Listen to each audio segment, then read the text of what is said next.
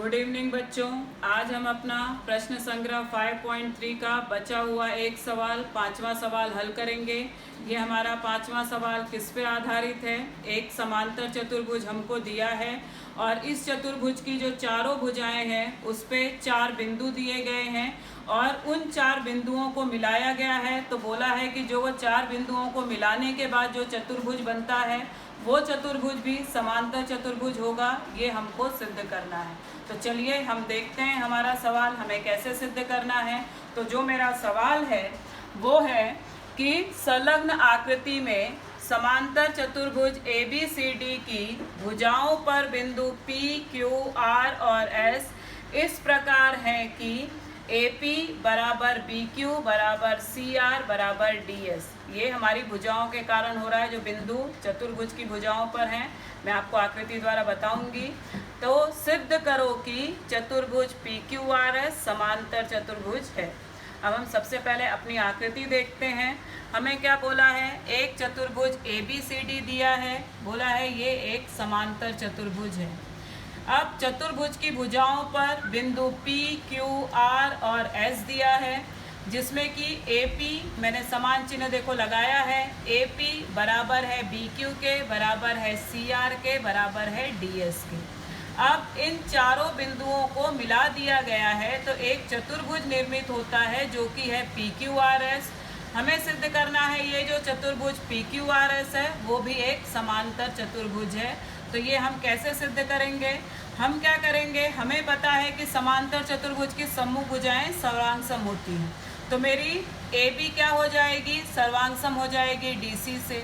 अब AB किससे मिलके बनी है? AP प्लस हमारी PB। तो AP प्लस PB बराबर किससे हो जाएगा? DR प्लस RC से। मगर मेरा RC और AP सर्वांगसम है तो ये कट जाएगा। मुझे क्या मिल जाएगा? PB बराबर हो जाएगा DR के। अब ये हमको मिल गया तो हम दो सम्मुख कोणों की त्रिभुजों की भुजाएं लेंगे। तो ये हमारा एक सम्मुख त्रिभुज, ये एक त्रिभुज लेंगे, इसका सम्मुख ये दूसरा है। तो ये दोनों हम त्रिभुज की जोड़ी लेंगे। अगर ये दोनों जोड़ी लिया तो इसमें ये कोण, ये भुजा मेरी इसके साथ सर्वांगसम है, दत्त में दिया है। ये भुजा मेरी इसके साथ सर्वांगसम है, अभी हमने सिद्ध किया। और कोण D मेरा सर्वांगसम हो जाएगा कोण B से, क्योंकि चतुर्भुज ABCD समांतर चतुर्भुज है तो उसके सम्मुख कोण सर्वांगसम हो जाएंगे। तो सम्मुख कोण सर्वांगसम हो गए तो इसलिए भू को भू कसौटी से, भू को भू कसौटी से मेरे दोनों त्रिभुज सर्वांगसम हो जाएंगे। इसलिए मुझे PQ सर्वांगसम मिलेगा SR से, सर्वांगसम त्रिभुज की संगत भुजा। मगर ये क्या है? इस चतुर्भुज की सम्मुख भुजा है तो ये सर्वांगसम मिल गई। हम बोलेंगे इसी प्रकार हम भुजा PS को सर्वांगसम बता सकते हैं भुजा QR से। तो ये हमें सिद्ध करने की ज़रूरत नहीं है, क्योंकि ये सिद्ध करने के लिए मुझे ये दोनों त्रिभुज लेना होगा सेम तरीके से। तो हम ये नहीं करेंगे, हम सीधा बोलेंगे कि मेरी ये भुजा भी इसी के साथ सर्वांगसम हो जाएगी। हम सिद्ध कर सकते हैं। तो हमको इस चतुर्भुज की दोनों सम्मुख भुजाओं की जोड़ियाँ PQ सर्वांगसम हो गई SR से और PS सर्वांगसम हो गई QR से। तो जिस चतुर्भुज की सम्मुख भुजाओं की दोनों जोड़ियां सर्वांगसम होती हैं वो समांतर चतुर्भुज होता है। इसलिए मेरा चतुर्भुज PQRS समांतर चतुर्भुज है। तो हम अब देखते हैं हमने इसे कैसे हल किया है। दत्त है हमारा चतुर्भुज ABCD समांतर चतुर्भुज है। चतुर्भुज पर बिंदु PQRS इस प्रकार है कि मेरा AP बराबर BQ बराबर CR बराबर DS, जो कि मैंने आकृति में समान चिन्ह से दर्शाया था। अब हमारा साध्य क्या है? चतुर्भुज PQRS समांतर चतुर्भुज है। अब जो दिया है उसी से हम शुरू करेंगे। उत्पत्ति, चतुर्भुज ABCD समांतर चतुर्भुज है।